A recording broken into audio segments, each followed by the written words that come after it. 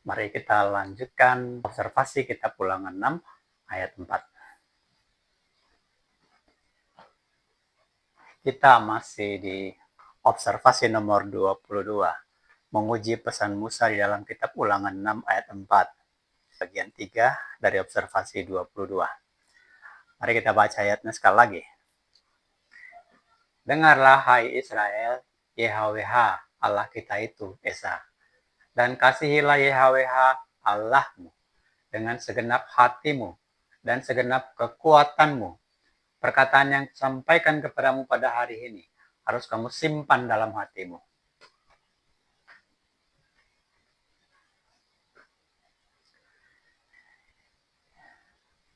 Di bagian 2, kita sudah observasi latar belakang suasana terjadinya indoktrinasi Musa kepada Israel. Di bagian 3 ini kita akan observasi maksud Musa. Kita perlu tahu apa yang dimaksud Musa. Kenapa perlu bikin penekanan kepada Israel bahwa YHWH itu Esa. Kita baca ulang. Dia katakan begini. YHWH Allah kita itu Esa. Kasihilah YHWH Allahmu. Ya, kasihilah YHWH Allahmu. Ini menjadi hal yang penting Anda perhatikan, karena akan ada perbedaan antara kasihilah Allahmu dengan kasihilah YHWH Allahmu. Yang bermakna Allah ini bukan pribadi, tapi keterangan jabatan dari si YHWH. Saya ulangi, kasihilah YHWH Allahmu ini bermakna Allah ini adalah jabatan atau gelar penghormatan terhadap si YHWH. Ini sama dengan mengatakan, hormatilah Prabowo, presidenmu, dan sebagainya. Untuk memahami dimensi teologis maksud Musa, kita lihat di sini. Saya bikin satu lembar. Di situ tertulis, kasihilah YHWH Allahmu. Ini ada perbedaan antara dengan ini. Kasihilah Allahmu. Ya, ini saya perjelas di sini. Hormatilah Prabowo, presidenmu. Ini menandakan Allah adalah gelar penghormatan atau jabatan pemerintahan atau lambang pemerintahan. Jadi ketika saya bilang lambang pemerintahan ada di bahunya, di bahu Yesus tuh. Lambang pemerintahan Allah tuh. Lambang pemerintahan presiden ada di bahu Prabowo ini. Jadi jelas ada perbedaan antara hormatilah Prabowo presidenmu dengan hormatilah presidenmu. Kita memang harus hormat kepada presiden, tapi siapa presiden yang harus kita hormati? Begitu. Sama dengan ini, kita memang harus hormat kepada Allah. Tapi siapakah Allah yang harus Anda hormati itu? Nah, YHWH ini adalah Yesus. Bagian ini, kalau Anda belum terima, kita akan adakan satu nomor observasi nanti khusus membaca ini. Tapi ngomong-ngomong kita akan ke depan di sini. Ya. Oke. Apabila Anda masih perlu diyakinkan, saya bawa Anda kepada dimensi ini sekarang ya. Allah yang maha tinggimu, Allah yang maha kuasamu, penasehat agungmu itu Hasem semuanya. Karena Hasem itu jamak, itu nama segala nama atau Allah segala Allah. Ya. Jadi Roh Kudus itu sebenarnya di Hasem. Hasem itu Roh Kudus istilahnya. Jadi itu terminologi yang sama yang Yesus maksud. Nama di atas segala nama, Anda bisa sebut apa aja. Nah, YHWH ini adalah Yesus. Harus Yesus, nama di atas segala namamu. Bagian ini, kalau Anda belum terima, kita akan adakan satu nomor observasi nanti khusus membaca ini. Tapi ngomong-ngomong kita akan ke depan di sini. Ini kita perlu ingat dulu. Kembali ke sini. Oke, kita perlu tahu apa maksud Musa. Kenapa perlu bikin penekanan kepada Israel bahwa YHWH itu Esa. Bukan Allahnya yang dikatakan Esa, tapi YHWH itu Esa. Esa seperti apa yang dimaksud Musa? Apakah satu tapi tiga, seperti yang dikatakan doktrin Tritunggal, satu entitas sama-sama Allah, tapi tiga orangnya, tiga pribadi? Atau jenis keesaan yang diartikan banyak orang, seperti kesatuan dari Yesus yang roh dengan Yesus yang fisik. Jadi buat mereka, Yesus itu memang ada dua, yaitu, tapi dianggap satu, yaitu Yesus yang tidak pernah kelihatan dan Yesus yang kelihatan. Ya, namanya tafsir ya. Oke, tapi ngomong-ngomong, saya mau beri sedikit penjelasan terhadap pertanyaan orang. Kenapa saya menguji doktrin Kristen melulu? Bikin orang jadi nggak percaya nanti kepada Kristen gitu. Saya jelaskan kepada saudara. Ya, saya akan jawab kepada Anda kenapa saya melakukan observasi yang tampaknya seperti merugikan begitu. Tapi pertanyaan saya ajukan kepada Anda. Apa kemungkinan yang membuat kita perlu melakukan itu? Jarak kita dengan mereka terlalu jauh. Tidak ada kepentingan politik, tidak ada kepentingan gerejawi, tidak ada kepentingan organisasi. Kita tidak saling mengenal. Alasan kenapa kita melakukan inilah karena ada peringatan keras dari Yesus sendiri yang berkata, demi keselamatan kita, dia bilang, ujilah setiap doktrin. Karena kesesatan itu pasti ada, dan jangan biarkan dirimu disesatkan. Itulah perintah dari Yesus kepada kita. Dicatat di Matius 18 ayat 7, dicatat di Lukas 17 ayat 1, menandakan penting. Dua rasul menulis, Lukas bahkan menulisnya di 2 titik, di 21 ayat 8. Tapi juga dicatat oleh Yohanes di 1 Yohanes 4 ayat 1-3. Suratnya dia berkata, saudara, jangan percaya atas setiap doktrin, tapi ujilah apakah doktrin itu berasal dari Allah. Karena banyak orang mengajar tentang doktrin. Oke, ini doktrin ini pentingnya karena ini tentang keselamatan. Maka kita uji.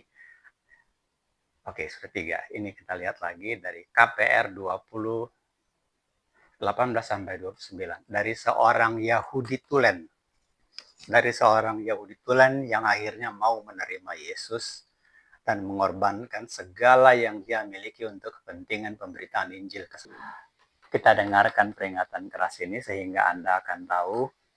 Kamu tahu bagaimana aku hidup sejak hari pertama aku tiba di Asia ini. Dalam segala rendah hati aku melayani Yesus. Dalam pelayanan itu, aku banyak mencucurkan air mata dan banyak mengalami pencobaan dari orang Yahudi yang mau membunuh aku.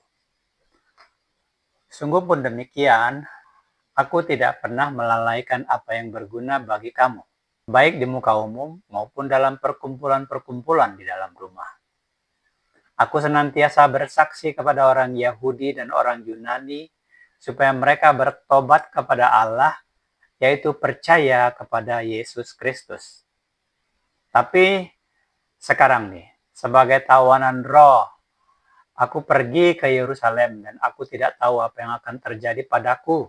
Selain yang dikatakan oleh Roh Kudus dari kota ke kota, bahwa penjara dan sengsara sedang menunggu aku. Tapi aku tidak menghiraukan nyawaku. Asal saja aku dapat mencapai garis akhir dan menyelesaikan pelayanan yang ditugaskan Yesus kepadaku untuk memberi kesaksian tentang Injil Kerajaan Allah. Dan sekarang aku tahu bahwa kamu tidak akan melihat wajahku lagi, yaitu kamu sekalian yang telah pernah kukunjungi untuk memberitakan kerajaan Allah. Sebab itu, pada hari ini, aku mau bersaksi kepadamu saudara-saudara bahwa aku bersih dan tidak bersalah terhadap siapapun yang akan binasa. Sebab aku tidak lalai memberitakan seluruh maksud Allah kepadamu. Karena itu, saudara-saudara, jagalah dirimu dan jagalah kawanan karena kamulah yang ditetapkan oleh Roh Kudus menjadi penilik untuk menggembalakan jemaat Allah yang diperolehnya dengan darahnya. Di dalam Alkitab LAI ditulis dengan darah anaknya. Tetapi di dalam Alkitab King James Version dan Septuaginta ditulis dengan darahnya sendiri. Hal-hal kecil ini saya beritahu Anda memang ada perbedaan. Ya, kekecilan perbedaan-perbedaan itu adalah upaya penafsir untuk mengarahkan mempercayai Tritunggal. Dalam kasana pengajaran, Allah Tritunggal memang berusaha mengarahkan ayat-ayat tertentu yang membimbing kita percaya bahwa Yesus itu salah satu dari 3 Allah. Sementara para rasul tidak berpikir demikian, tetapi dalam ayat-ayatnya mereka memang ada nuansa-nuansa bahasa atau selubung-selubung bahasa yang jika kita tidak pahami dengan baik, kita pun berpikir bahwa mereka mengajarkan Allah Tritunggal. Tapi jika kita teliti, ternyata tidak. Kita lanjutkan. Paul berkata begini, "Aku tahu bahwa sesudah aku pergi, serigala-serigala akan masuk ke tengah kamu dan tidak menyayangkan kawanan itu. Bahkan dari antara kamu sendiri akan muncul orang dengan ajaran palsu menarik murid dari jalan yang benar. Sebab itu berjaga-jagalah. Dan ingatlah bahwa aku selama 3 tahun lamanya, siang malam, tidak berhenti menasehati kamu dengan bercucuran air mata." KPR 20 ayat 18-29. Diucapkan oleh seorang pengusaha Yahudi, seorang entrepreneur, produsen tenda-tenda, yang dengan segenap hatinya juga menginjil dan membiayai dirinya dalam penginjilannya pergi ke kota-kota dengan timnya. Rasul Paul, seorang Yahudi yang dibenci oleh Yahudi. Oh iya, sekarang mau bawakan satu ayat ya. Kayak gini loh ceritanya. Sebelum saya lanjutkan ya.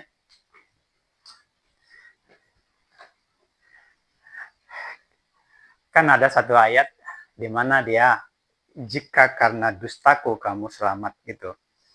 Yang oleh banyak orang, ya apologet Islam yang tidak mengerti, mengatakan ini kamu mengikuti pendusta gitu. Jadi si Paul ini berdusta. Saya mau kasih tahu konteksnya, saudara. Yang dimaksudnya adalah bahwa Yahudi memang menuduh dia pendusta atau penipu. Kenapa? Karena dia mengajarkan orang tidak perlu sunat, sementara Yahudi mengajarkan sunat. Ada 2 kepercayaan yang berbeda. Ya. Tapi jangan lupa, keberanian Yahudi menuduh dia penipu karena mereka menganggap Paulus juga keluarga, karena Paulus itu kan memang Yahudi. Jadi mereka bilang itu penipu itu si Paulus itu. Tapi Paul bilang kepada jemaat-jemaat yang non-Yahudi, "Ya, kalau bilang karena aku dusta seperti yang mereka bilang, kamu selamat, kenapa?" Gitu loh. Karena dalam keyakinannya si Paul nih, Yahudi ini belum selamat nih, karena mereka nggak terima Yesus. Makanya dia bilang dalam ayat yang lain, "Sebetulnya aku itu rela aku dilepas atau terhilang dalam Kristus, asal saja saudara sesukuku, sebangsaku, yang dari mereka lah keturunan mereka lah Mesias diturunkan. Aku itu rela terpisah dari Kristus asal mereka sebenarnya percaya kepada Yesus." Itu konteksnya, saudara. Konteks itu perlu saya bantu Anda memahami supaya jujur dalam berteologi. Jangan berteologi mau cari menang-menangan. Akhirnya nanti kita sendiri menyesatkan diri kita sendiri. Kalau kita berteologinya kan tujuannya mencari Allah toh, teologi. Kita sedang berlogika-logika mencari Allah. Bukan untuk memenangkan agama sih, kelompok agama, baju agama, omongan pendeta kita, omongan ustadz kita, bukan itu. Kita mengobservasi itu tujuannya untuk meneliti mana sebenarnya yang benar. Oke, saya teruskan lagi peringatan ini, pentingnya kita melakukan observasi ini. Ini pertanyaan saudara-saudara Kristen yang saya jawab ya. Oke, dia katakan lagi di sini. Aku ini takut. Di sini ya. Kita pindah ke 1 Korintus 4 ayat 6 sini. Dia bilang begini. Aku takut pikiran kamu itu disesatkan dari kesetiaan yang harusnya hanya kepada Yesus Kristus. Sama seperti Hawa diperdaya oleh ular dengan kelicikannya. Karena kamu terlalu sabar-sabar mau mendengar-dengar orang yang mau memberitakan Yesus yang lain dari yang kami beritakan, atau memberi kamu ajaran lain dari yang kamu terima dari kami. 2 Korintus 11. Ini 2 Korintus 11 ayat 3 sampai 4. Dia ngomong itu. Sebenarnya dia di sini mengatakan kan, kita harusnya si Adam dan Hawa itu setia kepada Yesus Kristus. Dengan mengatakan itu sebenarnya di sini dia sedang berbisik mengatakan bahwa YHWH yang berbicara kepada Adam dan Hawa itu, yang meniupkan nafas kepada Adam adalah Yesus. Karena memang seperti dikatakan di Bilangan 27 ayat 16, sumber segala roh itu adalah Yesus. Dan ayat-ayat Alkitab yang mendukung itu adalah Kejadian 2 ayat 7 mengatakan yang meniupkan nafas ke dalam Adam adalah Yesus. Dan satu lagi saudara, dia katakan begini satu hal yang penting lagi, 1 Korintus 4 ayat 6 ini. Kata-kata ini aku kenakan kepada diriku sendiri dan kepada Apolos demi kamu. Supaya apa? Supaya kamu jangan pandang manusia lebih tinggi dari yang tertulis. Maksudnya dari kitab firman Allah, dari hukum Allah. Supaya jangan ada di antara kamu yang menyombongkan diri dengan jalan mengutamakan yang satu daripada yang lain. Jadi di ayat ini dia bilang jangan percayai omongan seseorang lebih tinggi, termasuk juga seperti terhadap saya dan Apolos, jangan gitu loh. Maksudnya dia memakai contoh dirinya kepada Apolos yang mengajar mereka saat itu. Jangan sampai mereka percaya-percaya aja kepada omongan Paul dan kepada Apolos, melebihi kalau ada yang tertulis gitu. Hukum itu. Nah, di ayat ini pun sebetulnya Tritunggal juga mempelesetkan beberapa baris ayat sehingga bunyinya jadi berbeda. Tapi saya sudah koreksi tadi kepada saudara dan saya lakukan itu dengan tanggung jawab teologi. Yang sebenarnya adalah kata-kata ini aku kenakan kepada diriku sendiri dan kepada Apolos demi kamu, agar kamu jangan pandang manusia siapapun, maksudnya saya, Apolos, Tertulianus, Agustinus, atau siapapun yang kalian hormati, lebih tinggi daripada yang ada tertulis. Maksudnya di kitab tuh, di Alkitab Skriptura. Supaya jangan ada di antara kamu yang menyombongkan diri dengan jalan mengutamakan yang satu daripada yang lain.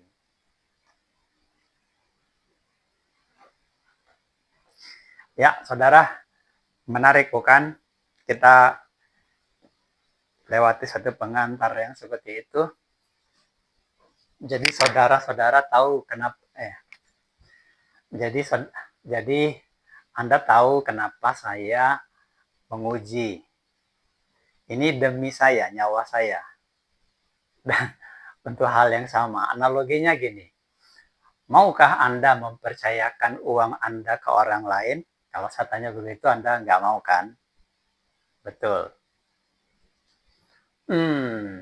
Maukah Anda mempercayakan nyawa Anda kepada orang lain? Tentu Anda tidak mau kan? Jadi yang kita bicarakan ini sebenarnya lebih dari soal kekayaan di masa depan, lebih dari uang ini. Karena jika kita mati di sini, ini niscaya kita mati loh di sini. Ini tubuh pasti mati. Badan ini pasti mati. Tapi Bram Sianto nggak akan pernah mati. Demikian juga Anda. Anda tuh nggak akan pernah mati. Tubuhnya mati. Masalahnya, kalau nggak observasi ini, sudah dikatakan jalan ke sana itu seperti selembar rambut dibelah 7. Ya, Siratal Mustaqim itu bagaikan selembar rambut di belah 7. Jangan fisika pikirannya. Ini bukan soal selembar rambut di belah 7, ya. Tapi maksudnya tingkat kerumitan sebenarnya mencari jalan yang benar itu yang mana, itu sebetulnya. Karena kita sudah tahu kalau salah jalan pasti nggak sampai di alamat yang benar. Tujuan kita semua Allah, surga. Tapi kalau kita nggak tahu jalannya pasti sesat. Sementara sekarang jalan begitu banyak ditawarkan. Ada yang bilang ada 8 jalan ke surga.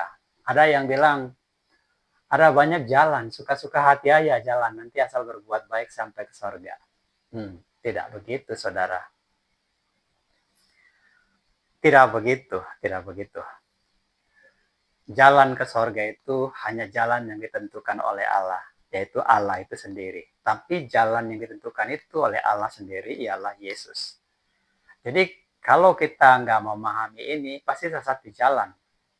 Nah, buat saudara-saudara Kristen yang berpikir saya berniat buruk terhadap Kristen, mendiskredit, nanti orang Islam akan bilang Kristen seperti ini.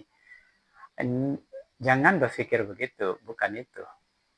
Berpikirlah tentang bagaimana kita berkenan kepada Allah. Karena bapak-bapak kita juga banyak yang salah jalan. Sejarah akan membuktikan demikian. Ya, nggak usah jauh-jauh lah kalau Anda misalnya terlalu cinta dengan bapak-bapak kita, saking hormat dan cintanya, jadi salah mengerti maksud saya gini. Dalam perjalanan dari Mesir ke Kanaan, ya, banyak orang Israel sendiri mati. Harun dan Miriam sendiri mati di jalan loh. Beberapa tua-tua Israel, Harun, si Datan juga mati di dalam perjalanan itu, nggak diizinkan masuk. Jadi nggak usah bicara tentang bagaimana bapak-bapak. Kita soalnya nggak menghujat mereka. Kita ini cuma disuruh meneliti doktrin-doktrin. Saya tahu semua bapak-bapak kita dulu pasti orang-orang baik, orang-orang saleh. Tapi kita tahu Nabi juga saleh itu sudah nggak diizinkan masuk surga.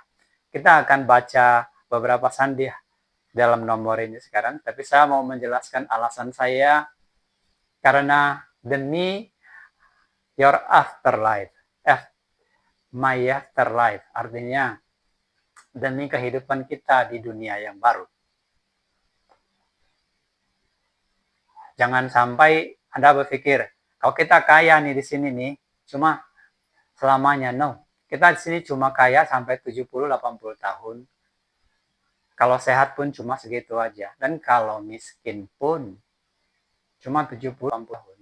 Tapi di afterlife, kalau kamu masuk neraka, maksudnya jalan salah masuknya ke situ, itu bukan 70 tahun, di situ 80 tahun, saudara-saudara.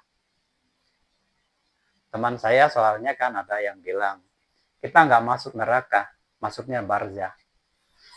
Ya, karena nggak ditulis neraka. Neraka itu kan memang bahasa Buddha.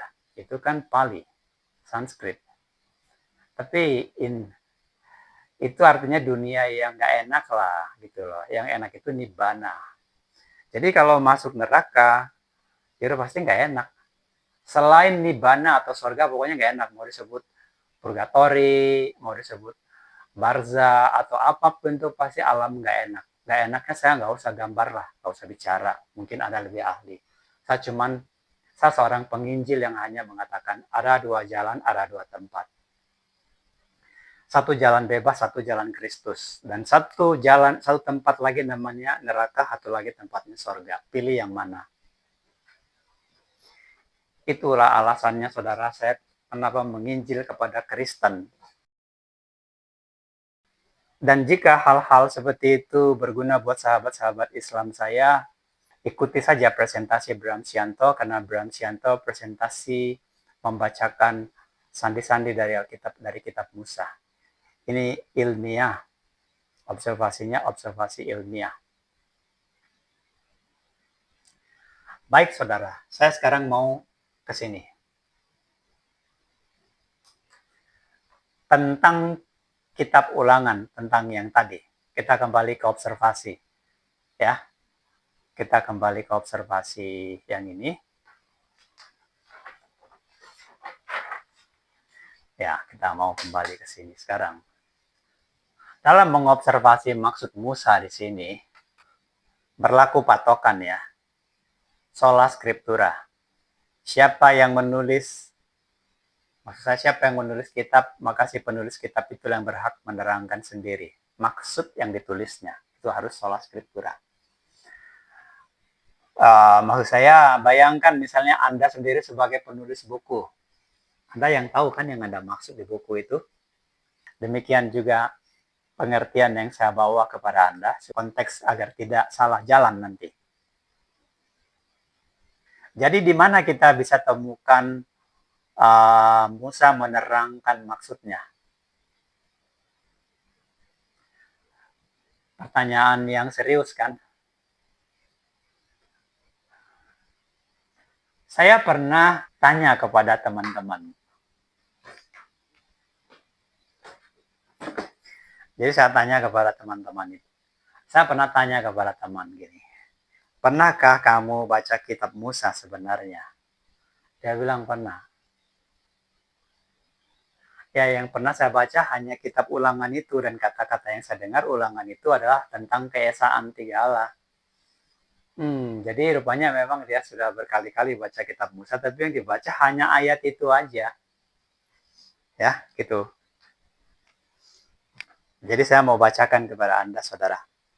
Keterangan Musa untuk kitab Ulangan 6 ayat 4 itu sebenarnya tidak jauh. Keterangan Musa ada dalam kitab Ulangan itu sendiri. Saya bacakan ya sandinya. Ini saya bawa kepada Anda sebuah sandi yang akan membimbing kita kepada satu pengertian yang telah ditentukan, yang nggak boleh diartikan lain daripada yang tertulis. Itu gunanya sandi.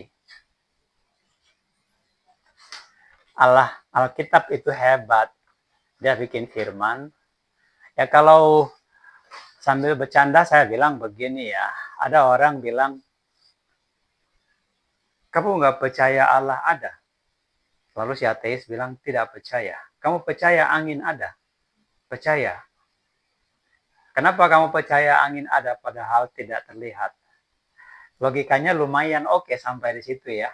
Tapi ketika tiba dari tentang Allah, firman Allah atau Allah berbicara, dia bingung. Logikanya keputus dia. Nah, saya tantang misalnya Anda. Kalau Anda memang percaya Allah itu ada sebagai pribadi, nyata ada, tentu dia bisa berkomunikasi dengan kita. Dan kalau dia bisa berkomunikasi dengan kita, ya tentu tidak dengan bahasa manusia seperti inilah, tapi bahasa roh kan. Nah, bahasa roh itu pada tingkat pertama sebelum terjadi pencurahan Roh Kudus adalah dia bicara melalui nabi. Kita mengikuti pengajar. Dia bicara ke nabi, nabi itu bicara ke kita. Setelah pencurahan Roh Kudus, barulah Allah bicara langsung kepada kita. Ini saya kebawakan sandi ke Anda ya. Jadi Allah pasti bicara lah kepada Anda. Cuman dia nggak akan bicara kepada Anda kalau Anda nggak terima karunia roh. Pasti Allah bicara. Tapi Allah tidak akan bicara kepada Anda kalau Anda belum menerima karunia roh itu, belum dikasih karunia.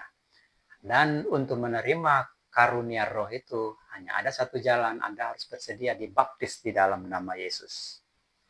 Oke, ini ya. Musa katakan gini, ini kunci jawabannya. Jangan kamu lakukan apapun yang kita lakukan di sini sekarang, yakni berbuat segala sesuatu yang dipandangnya benar. Ulangan 12 ayat 8. Itulah sebabnya dia mendoktrin di sini, bla bla bla bla bla. Demi ini. Nah, sekarang pertanyaannya, apa sih yang mereka lakukan? Apa yang mereka lakukan sehingga terjadi sebuah ini?